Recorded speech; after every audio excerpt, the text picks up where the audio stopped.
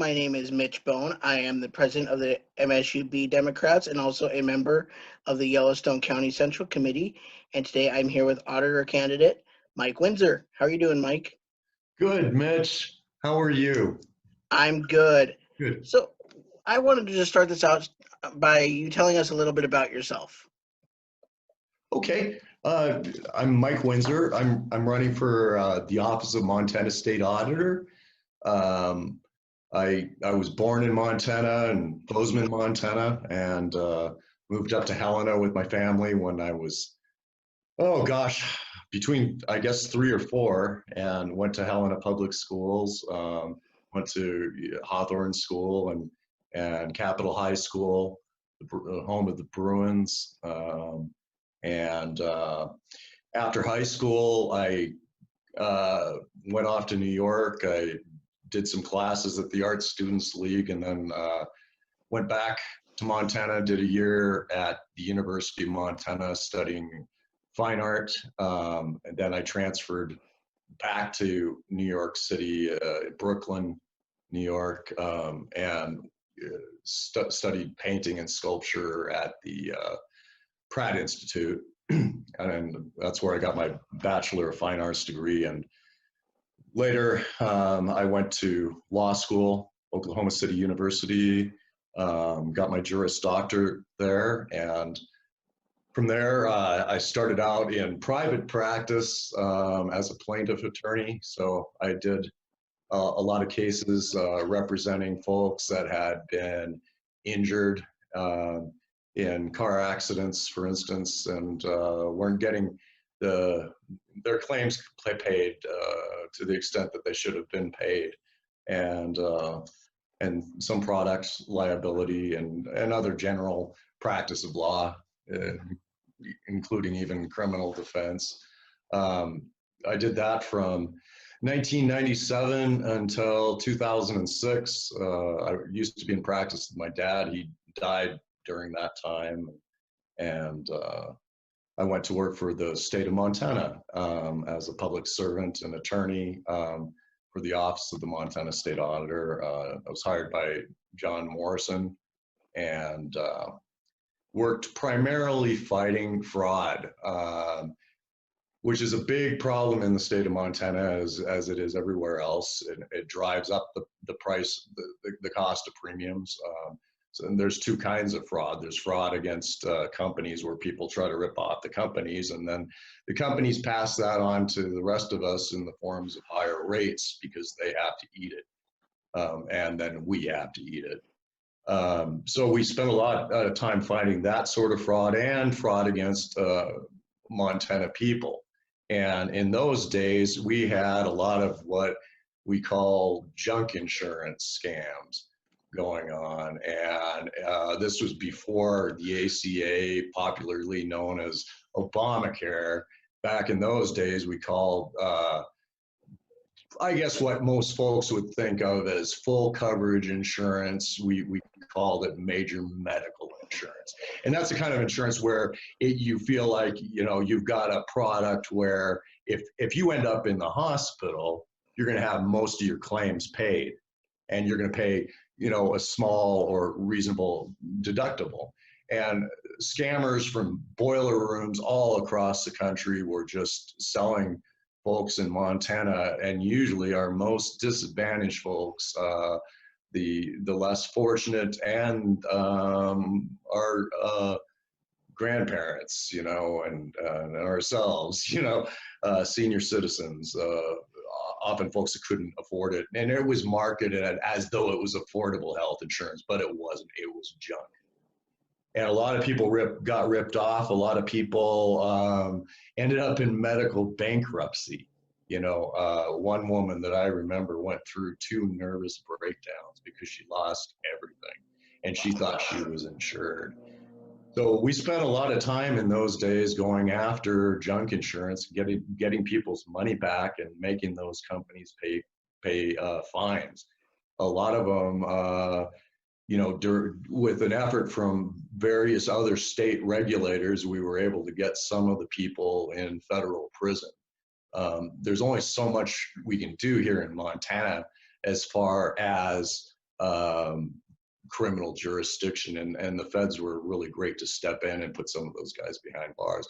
And we've got the same thing going on today, even after Obamacare, and oftentimes it's marketed in the form of short-term limited duration insurance, which in and of itself may be a legitimate product, but it might be marketed to Montanans as something that seems to be good to be true. And take it from me, if it sounds too good to be true, it is. You know, the same thing goes for the securities industry in Montana. We've always got issues involving, you know, it's not just New York City and Bernie Madoff in his multi-zillion-dollar Ponzi scheme. We've got that happening right here in Montana, right in your backyard.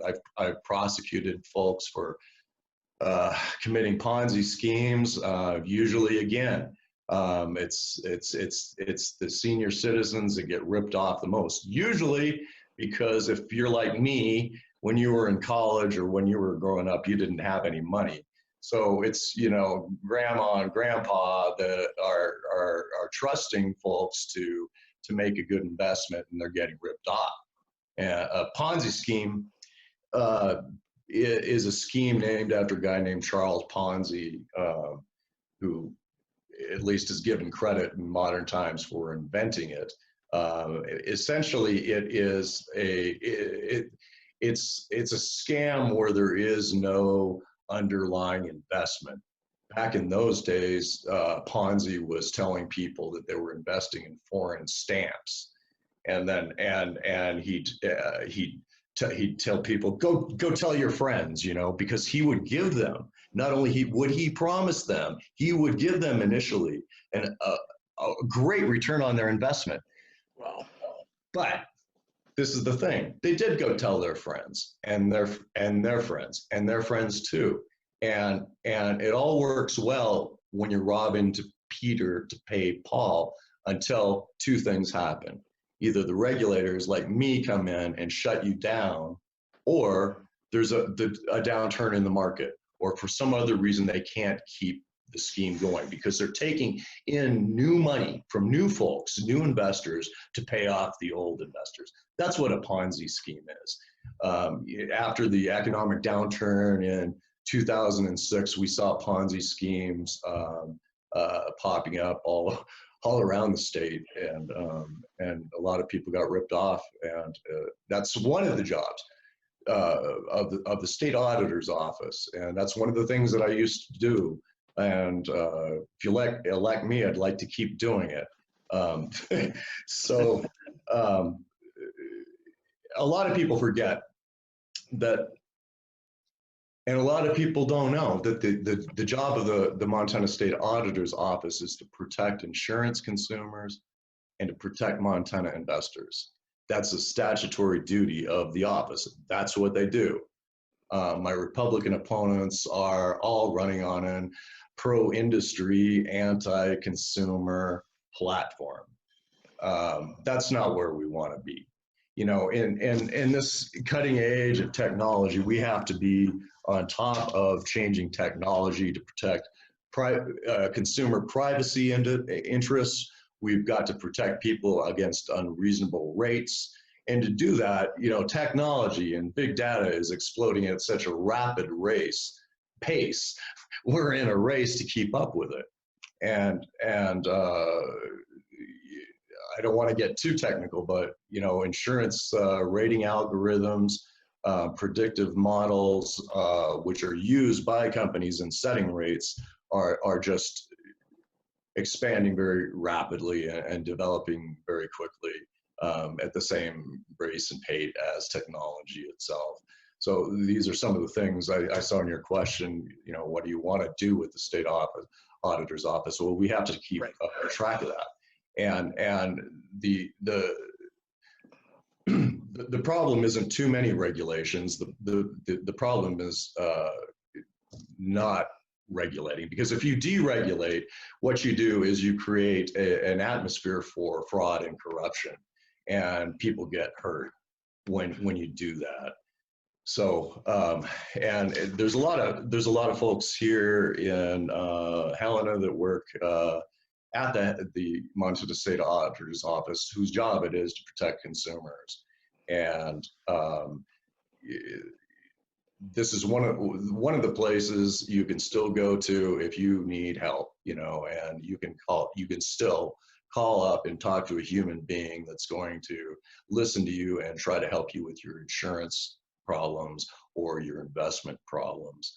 I'd hate to see an atmosphere in Montana where that kind of a job, is sent overseas to India.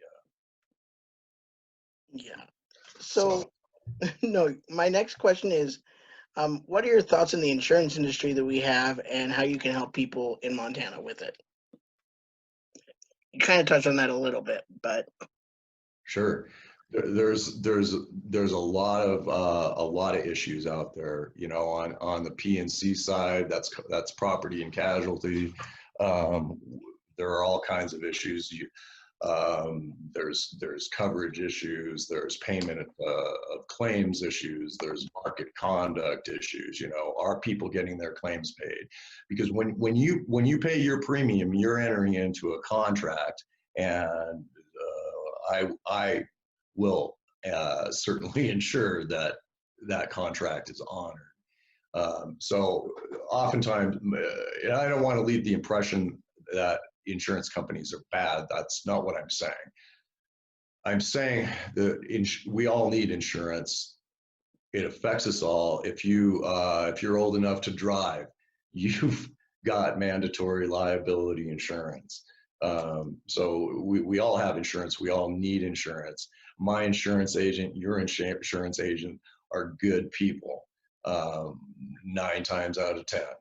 And I think the folks that are talking about deregulation are missing the mark, because the industry also needs to keep itself honest. Every once in a while over the years, I ran into insurance agents that would keep insurance premium money for themselves that people paid them, and wouldn't pass it on to the insurance company. The folks thought that they were insured, and the individual was using it for their own personal gain. That stuff does happen. It happens in all professions.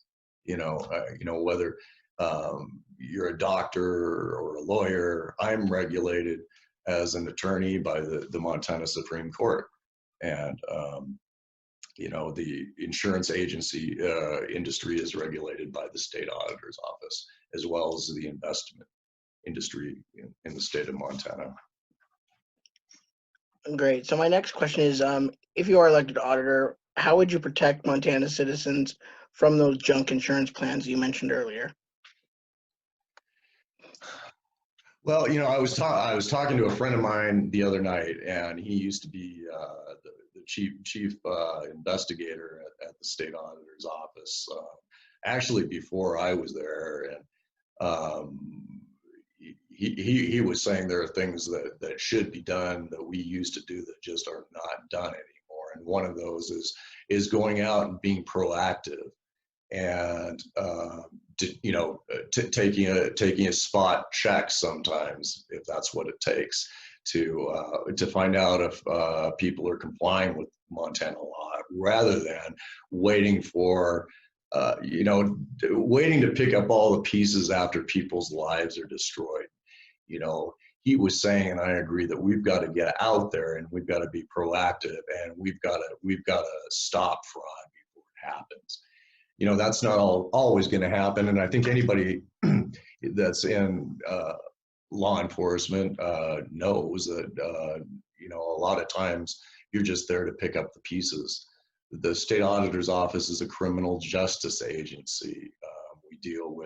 We actually prosecute white collar criminals, and that's what I used to do. I was largely a fraud prosecutor.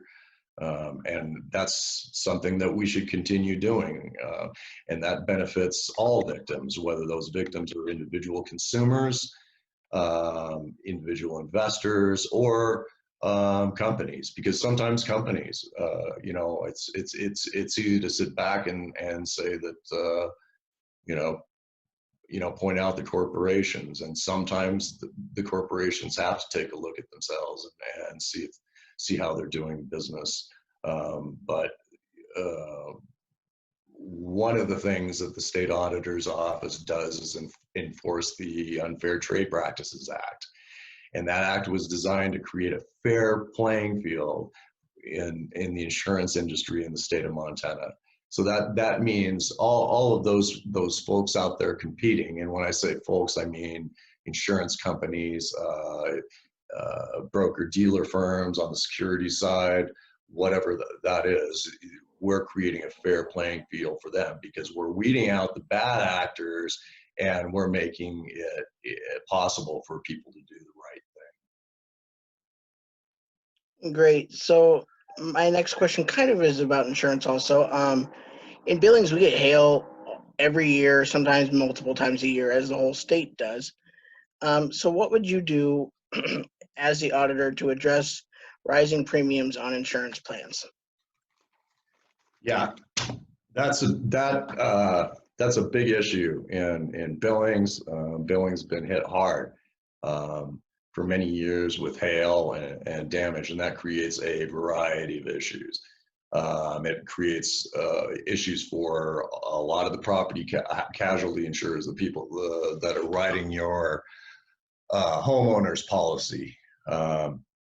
It's particularly hit really hard and continues to hit really hard little small farm mutuals. And farm mutual insurance companies are kind of mom and pop insurance companies. They're domestic. They're folks that work here in Montana, and they get really hit hard by fraud because every time you get a hailstorm in Billings or in Kalispell, but we're going to talk about Billings and eastern Montana because that gets hit hard.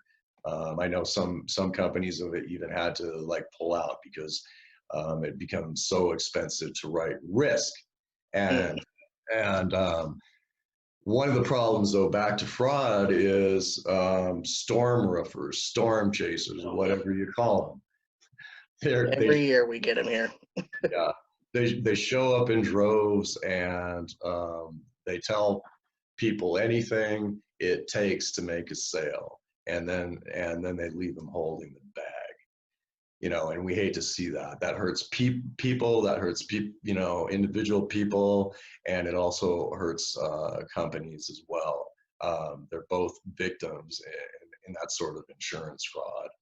I know some of the farm mutuals were having some very tough problems with that, and in the past years ago when I was working on it. And it also creates other issues other than fraud, such as non-renewal and cancellation.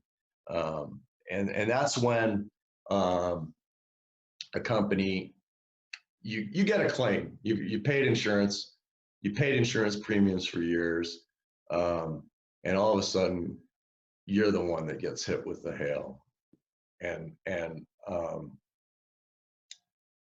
they don't renew your policy because you put in a claim, or they cancel your policy because you put in a claim. That's a big problem. And that's one of the things, and it kind of relates to one of your earlier questions, Mitch, and that's, what do we do in the future? What do we do going forward? And one of those issues that I see is look back periods as far as renewal. I know in auto insurance, for instance, an insurance company is prohibited by law from going back more than 5 years and to see if you have an accident. So for instance, what I'm talking about is if you this is a rating or a cost issue, cost of insurance, a rate issue. Okay. The law prohibits a company, an insurance company, from charging you higher rates because you had an accident 6 years ago. The legislature, in their wisdom, decided to market it 5 years.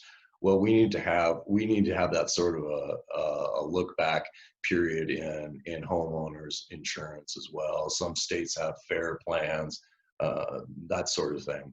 But folks that pay their premiums, and they have to, everybody has to have insurance. If you've got a house, you've got to insure it. If you've got a car, you got to insure it. That's just a fact of life these days. But it sure is sad to see folks, getting penalized for having a hail claim, years and years ago. That's just not fair, and that's got to change. When it's something they can't control. Yes, that's right. You can't control the hail hits billings. Yes. So my final question is, besides insurance, what other things would you like to either change or see done with the auditor's office? Well, I'd like to see a return to the statutory mission of the state auditor's office. And the mission of the state auditor's office is to protect insurance consumers and to protect investors. Okay, and as soon as we start straying away from that, we're not only missing the mark, but we're leading sheep to slaughter. That can't be the case. We've got to get back on course. We've got to get back on mission. The answer isn't cutting back regulation. The answer isn't cutting staff. These are just folks like you and me that are trying to do their job. And there's got to be enough people at the state auditor's office in Helena, Montana to answer the phones when you call, when you have a problem.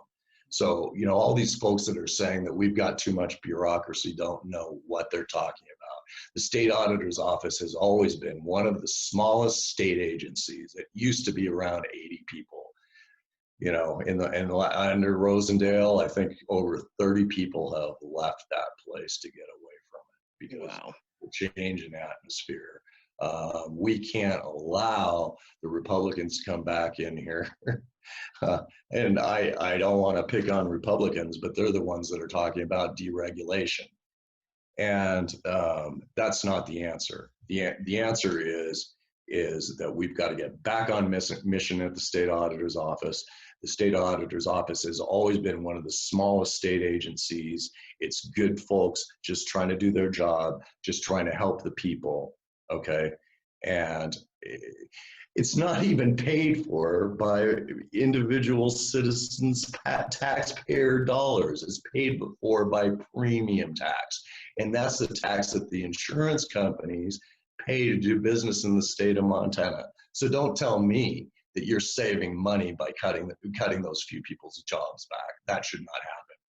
And there's been a brain drain at the state auditor's office. Folks that left would have stayed for years. People that were seasoned consumer advocates were driven out of there, and that's got to end. Definitely. So I guess that wasn't my last question. I do have one more question. My eyes have been drawn to the painting behind you. Can you tell us a little bit about that?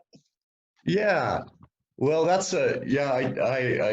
told you I wasn't always a lawyer. I wanted to be a painter. That was a painting I did. I must have been 18, I guess, a few years ago, and that was in mid-Manhattan, New York City, when I was a kid. I'd went out there and gone to school. That's actually right under the Empire State Building, but everybody always sees the Empire State Building from the top. Yeah. But sometimes. That's very neat, very cool, and very good. I definitely do not have that kind of artistic ability, so I'm jealous of anybody that does. Thanks, Mitch. Yeah. So for anybody that wants to be a part of your campaign, how can they get a hold of you right now? Right now, Mitch, we're getting started in a lot of ways. We're well on the way. We've got a website. You can usually Google it by find it by Googling it. The actual website is www.Winsor for State Auditor. That's Winsor without the D, WINSOR, number 4, State Auditor, all one word.com. And I've also got I've just started up a Facebook page, a campaign page as well. I've managed to stay off of social media since its inception until somewhat recently, where it seems to be, I guess, important. And so we're working on that. We're going to be giving people updates on the campaign, and folks can go to the website and contribute to the campaign if they like. There's also a volunteer page for anyone that would like to volunteer. I know we're kind of limited in how we can volunteer, but a lot of volunteer is just standing up and talking to your friends and talking about the issues and keeping the issues real and on point. And the only real issues in this race are insurance, securities, and to some extent land board. I guess everybody says they want public lands in public hands, and I think you can believe some of them, but maybe not all of them. I think these are the issues, and I think we've got to, spread the word and let people know that this is an important office. It's an office that protects us. It's there for a reason, and that reason is for us. And part of volunteering is not just sitting back and electing bad people into office. That's how you can get a hold of us. That's how you can contribute, and in any way that you can think of contributing. We're very, very thankful and grateful for that. Mitch. Great. Thank you so much for your time, Mike, and have a good rest of your night. Thank you, Mitch. Thanks, Yellowstone County.